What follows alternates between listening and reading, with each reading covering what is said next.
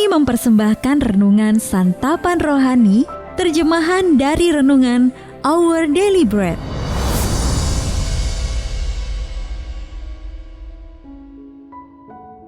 Untuk menerima notifikasi video baru kami, silakan tekan tombol subscribe dan tanda lonceng di bawah ini. Sahabat ODB, pembacaan Alkitab hari ini terambil dari Pengkhotbah pasal yang kedua, ayat yang pertama sampai dengan ayat yang kelima, lalu dilanjutkan dengan ayat yang ke-11 sampai dengan ayat yang ke-17. Pengkhotbah pasal yang kedua, ayat yang pertama sampai dengan ayat yang kelima, lalu dilanjutkan dengan ayat yang ke-11 sampai dengan ayat yang ke-17. Hikmat dan kebodohan adalah hal yang sia-sia. Aku berkata dalam hati, mari, aku hendak menguji kegirangan. Nikmatilah kesenangan. Tetapi lihat juga, itu pun sia-sia. Tentang tertawa aku berkata, itu bodoh. Dan mengenai kegirangan, apa gunanya? Aku menyelidiki diriku dengan menyegarkan tubuhku dengan anggur. Sedang akal budiku tetap memimpin dengan hikmat.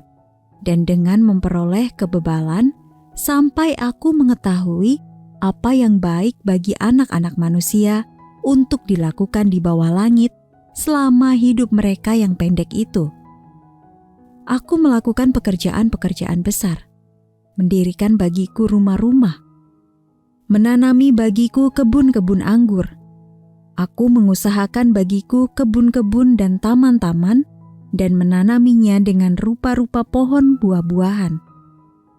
Ketika aku meneliti segala pekerjaan yang telah dilakukan tanganku dan segala usaha yang telah kulakukan, untuk itu dengan jerih payah, lihatlah, segala sesuatu adalah kesia-siaan dan usaha menjaring angin. Memang tak ada keuntungan di bawah matahari.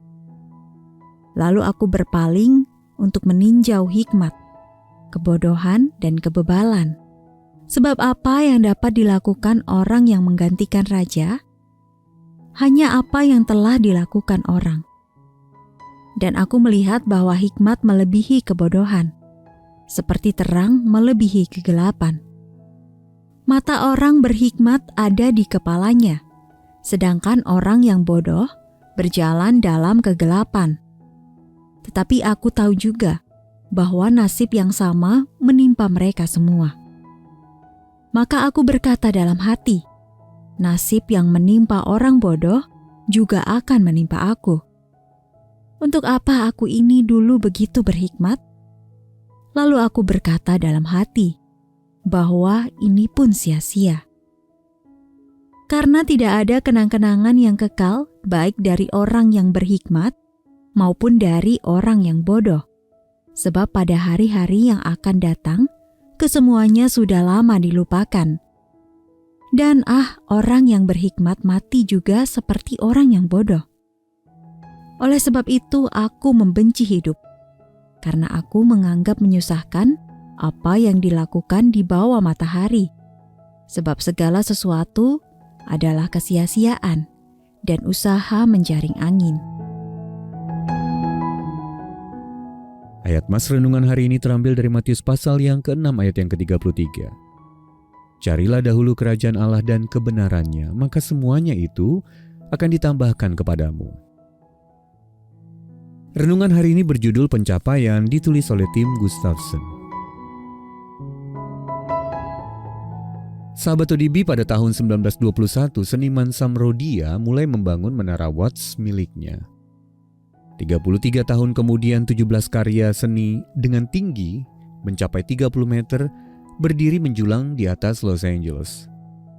Musisi Jerry Garcia menganggap remeh karya Rodia tersebut. Itulah pencapaiannya, kata Garcia, sesuatu yang masih ada setelah orangnya meninggal dunia. Lalu katanya, saya rasa itu tidak cocok bagi saya. Jadi pencapaian apa yang dimiliki Jerry Garcia? Rekan satu bandnya, Bob Weir, merangkum filosofi mereka. Tidak akan ada yang diingat sama sekali dari diri kita setelah kita pergi. Kalau begitu, mengapa kita tidak bersenang-senang saja? Seorang pria kaya dan bijak pernah mencoba mencari pencapaian dengan melakukan segala sesuatu yang dapat ia lakukan. Ia menulis, "Aku memutuskan untuk menyenangkan diri saja untuk mengetahui apa kebahagiaan." Pengkhotbah pasal yang kedua ayat yang pertama dalam versi bahasa Indonesia masa kini. Namun ia juga mencatat, orang yang bodoh akan segera dilupakan, tetapi orang yang mempunyai hikmat pun tak akan dikenang. Ayat 16 dalam terjemahan bahasa Indonesia masa kini. Lalu ia menyimpulkan, "Aku menganggap menyusahkan apa yang dilakukan di bawah matahari." Sahabat ODB, kehidupan dan pesan yang Yesus sampaikan menentang sama sekali cara pandang hidup yang picik seperti itu. Dalam Yohanes pasal yang ke-10 ayat yang ke-10, dikatakan Yesus datang untuk memberi kita hidup dalam segala kelimpahan dan mengajar kita untuk menjalani kehidupan saat ini dengan mata yang tertuju kepada hidup yang akan datang. Janganlah kamu mengumpulkan harta di bumi, dia berkata, tetapi kumpulkanlah bagimu harta di sorga. Matius pasal yang ke-6, ayat yang ke-19 sampai dengan ayat yang ke-20. Lalu dia menyimpulkan, carilah dahulu kerajaan Allah dan kebenarannya, maka semuanya itu akan ditambahkan kepadamu. Itulah pencapaian kita, baik di bawah matahari maupun dalam hidup yang akan datang. Sahabat ODB, bagaimana Anda ingin diingat orang? Lalu apa artinya mengumpulkan harta di surga? Mari kita berdoa. Allah Bapa, tolonglah aku bersukacita melayanimu dengan mata yang selalu tertuju kepada kekekalan. Dalam nama Tuhan Yesus kami berdoa. Amin.